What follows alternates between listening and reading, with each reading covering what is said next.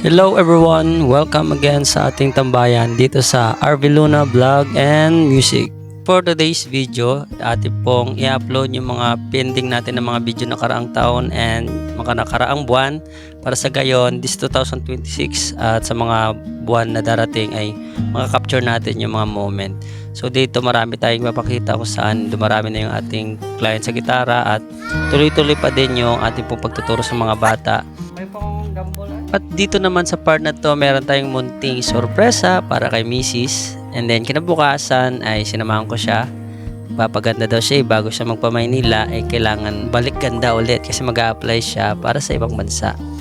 Anyo, susunod naman ng mga buwan, nagkaroon tayo ng isang music ministry. Naging party tayo dito sa Sagod Evangelical Church kung saan inimbitahan tayo para mag-set up po ng kanilang bago brand new na drum set.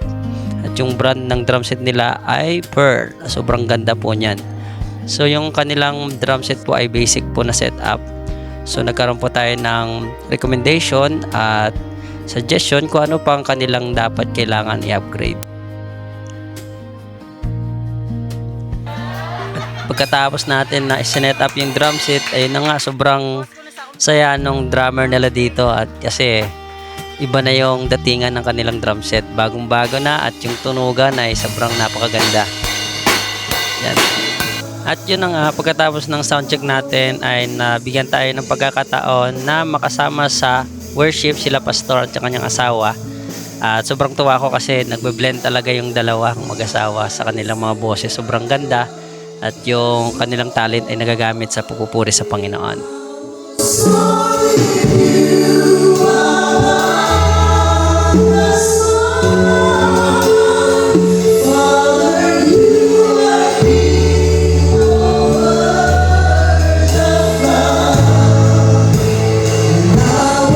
Fast forward muna tayo. Shoutout nga pala sa lahat ng nagkuha ng kanilang acoustic, nag-order ng kanilang electric guitar at mga parts ng gitara nila sa pagsiset up po ng gitara sa pag-upgrade. So shoutout po sa inyong lahat.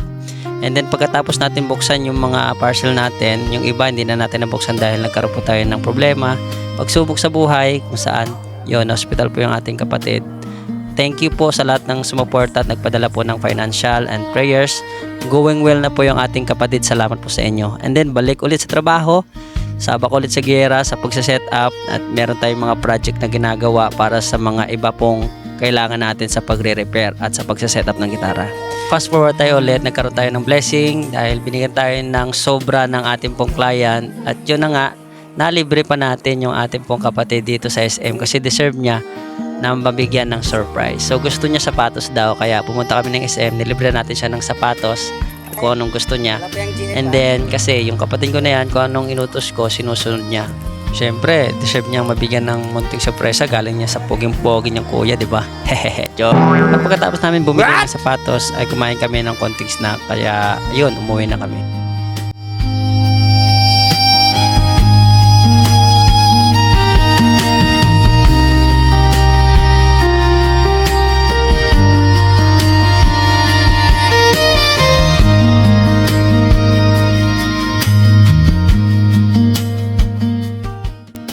Bago natin ipagpatuloy yung video na to, gusto ko pong i-share sa inyo and to remind everyone na kung tayo naman po ay kakaroon ng stress sa buhay, pagod, huwag po natin kakalimutan na i-treat yung ating mga sarili, kasama man natin yung ating mahal sa buhay. Kung tayo lang po ay mag-isa, magkaroon po tayo ng time na magpahinga, kumain tayo sa gusto nating restaurant or pumunta po sa isang lugar na mapayapa, magkaroon po ng time, makapag-isip mag-isa, or makipag-usap sa ating po mga kaibigan. So, iba yung feeling na magkaroon ka ng time na makapag-isip, magkaroon ka ng time makapagpahinga. Sa gayon ay marirefresh muli yung kaisipan mo, mga dapat mong gawin sa mga susunod na mga araw. At least, di ba, maayos mo yung dapat mong gawin, ano dapat mong unahin at anong dapat mong tapusin. Sa gayon, marireset yung lahat ng mga kailangan mong gawin. So, yun lang. At pagkatapos po ng ating unwind, kinagabihan po ay mayroon tayong client na nag-chat para po magpa-set up po ng gitara. At ito po, ang gitara na ito ay ang ninong ko po ito sa aking pong kasal. Kaya ayun, meron tayo ulit na set up na gitara. Bless. Dito, bless. Papalamig-lamig muna tayo dahil marami naman tayong guitars na i-repair. Biglaan, nakita kami ulit ng matalik kong kaibigan, best friend. Ginako yung kita ako, ita ako niya destiny kinyo man. Yeah! Biglaan. So, dito muna ang ating pong guitar. Mga kamusika, salamat sa mga nagsuporta. Ice cream muna tayo. Biruin mo yon, papahinga lang sana ako, pero nandito pala yung manlilibre sa akin. Yeah. Ice cream, boy. Ice cream tayo bago sasabak ng gera. Yan. Follow na po sa mga hindi pa nakapollow sa ating pong tambayan dito sa ating guitar shop, Luna Guitars PH, at sa ating account dito sa RV Luna Music, Vlog and Music. Okay, thank you. Kita tayo dun sa shop. Shop po pala yung nag-sponsor ng aking ice cream. Nong, thank you Kinong. Thank you Kinong.